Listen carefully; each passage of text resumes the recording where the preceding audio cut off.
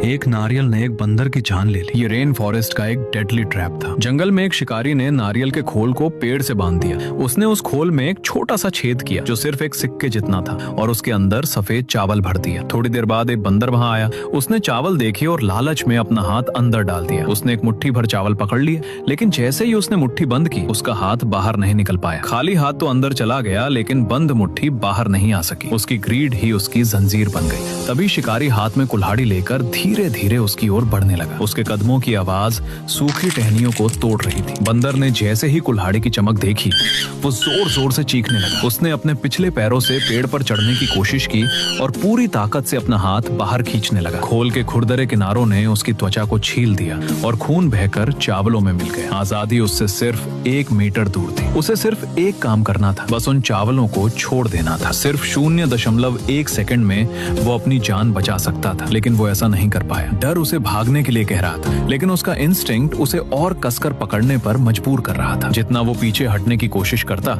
उतनी ही उसकी मुट्ठी उस छेद में और ज्यादा फंस जाती। आखिरकार शिकारी ने उस पर वार किया और उसकी जान चली गई। हैरानी की बात यह थी कि मौत के बाद भी उसका हाथ उन चावलों को उसी तरह कसकर पकड़े रहा जैसे लोहे की तरह सख्त हो। एक भी दाना कम नहीं हुआ था। साइकोलॉजी में इसे संक कॉस्ट फैलेसी यानी डूबती लागत का भ्रम कहा जाता है। जब हम किसी चीज में अपना समय, पैसा या भावनाएं इन्वेस्ट कर देते हैं तो उसे छोड़ना हमें लॉस जैसा लगता है, चाहे वो हमें बर्बाद ही क्यों न कर रही हो। जिंदगी और मौत के उस पल में बंदर का दिमाग उसे धोखा दे रहा था। उसे लग रहा था कि छोड़ देना नुकसान है और पकड़े रहना ही रिकवरी का तरीका है, और यही सोच उसकी मौत का कारण बन गई। अब बंदर पर मत हंसो, जरा खुद को देखो। वो स्टॉक जो लगातार गिरता गया, 50% लॉस पर भी तुमने नहीं बेचा, 90% गिरने के बाद भी तुम उसे पकड़े रहे, और आखिर में वो सिर्फ एक बेकार कागज बनकर रह गया। तुम्हें लगा ये वैल्यू इन्वेस्टमेंट है, लेकिन असल में तुम सिर्फ अपना नुकसान स्वीकार करने से डर रहे थे। या फिर वो दिन याद करो जब सड़क पर किसी ने तुम्हें ओवरटेक किया